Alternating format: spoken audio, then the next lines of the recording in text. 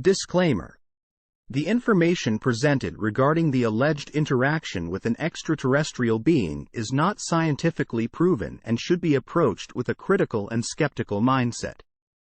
The views and opinions expressed in this context do not necessarily reflect those of this platform or its affiliates. The story is presented for entertainment and educational purposes only. In the previous episode, Errol recounted a version of Earth's history that starkly differed from the one recorded by humans. MacElroy experienced confusion and unease as a result. In this video, we will delve further into this captivating narrative.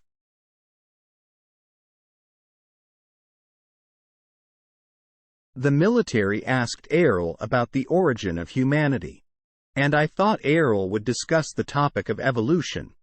However, it replied that it was not the case. Errol mentioned that the Vedas contained content related to evolution, but each section regarding human evolution in the poetry contains a mixture of truth and falsehood. These were all methods used by the old empire to make Earth be. The theory of evolution assumes a source of motivation that gives every form of life vitality, which does not actually exist. It assumes that a lifeless object or a chemical mixture will suddenly become active, or accidentally endowed with vitality by nature. Perhaps due to a discharge in a pond containing chemical components. A miracle will occur, and a self-acting entity with consciousness and behavior will be born. The most important thing missing from this is to regard the spirit as the source of vitality needed to give cells or lifeless objects vitality. The concept of evolution is just a hypnotic idea implemented after memory loss processing, to prevent humans from recalling the true origin. In fact, humanoid creatures in various forms have existed throughout the universe for billions of years. Evolution does not happen unexpectedly. It requires a lot of biotechnology and careful regulation to achieve it. These humanoid creatures were all modulated in a biological laboratory in a galaxy. The Terrans used to have a business of providing the possibility of advanced civilization on planets that appear in the form of primitive civilization in the universe, by solving a series of cell chemistry and biotechnology problems. These biotechnicians integrated all life components and elements into a feasible, practical, and aesthetically pleasing product. On Earth, this product is humanity, which is the spiritual body of be from the universe. The birth of humanity also requires a long process, which is the result of our minimum interference with Earth. Human technology has developed more in the past 100 years than the previous 2,000 years. The answer is straightforward: the influence of the old empire on human thought and affairs has been greatly reduced by the Terrans. It should be noted that the latent creativity possessed by the be exiles on this planet has been severely affected by the criminal elements in human society, including politicians, capitalists, and irresponsible scientists. They created those unconstrained weapons, chemicals, diseases, and social chaos. The military once again asked Errol about the technology of their spacecraft. Errol mentioned that their spacecraft contains technology that has not yet appeared on Earth, and even if humans were to crack the technology, they would not be able to replicate Errol's spacecraft because of the lack of materials. The progress of materials science will be a major obstacle for humans to move towards interstellar civilization. This is based on the fact that many resources are stored in the Earth's core, and some raw materials do not exist on Earth. The equipment needed to refine these materials is also missing. The most critical thing is that piloting the spacecraft requires extraordinary biological technology. The navigation system of the spacecraft is closely linked to Airl and the gray substitute.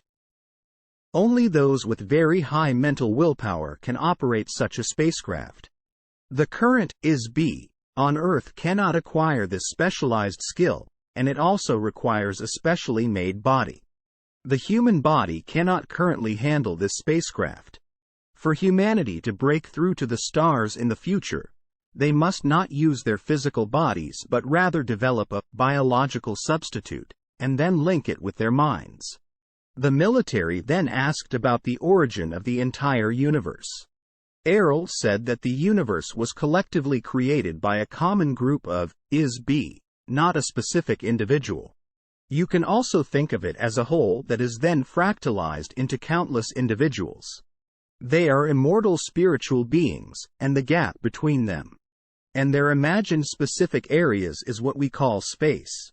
The is-be of the present universe are not physical entities but sources of energy and illusions. They constantly fractalize themselves to avoid boredom. This is like knowing the ending of every movie and the answer to every question, which would be terrifyingly boring. The motion in the universe is both regular and unpredictable, with dramatic effects and unexpected results. The is-be voluntarily weaken their abilities to play a game. They are willing to endure pain, suffering, ignorance, poverty, and any unnecessary and adverse environment just for a game. You can also say that this world is a game. Avoiding boredom is the ultimate goal of the universe. After finishing this conversation, Errol told me that it must return to the great space station that assigned its mission. It said that it had provided as much help as possible. From an ethical perspective, as a military officer, pilot, and engineer of the domain, it was time to leave. She would leave Earth within the next 24 hours. Which meant the death of this gray substitute in front of us. We could examine, dissect, and study its body with ease. The body was neither a biological product nor a mechanical object but a soul body. It was impossible for us to replicate this for ourselves.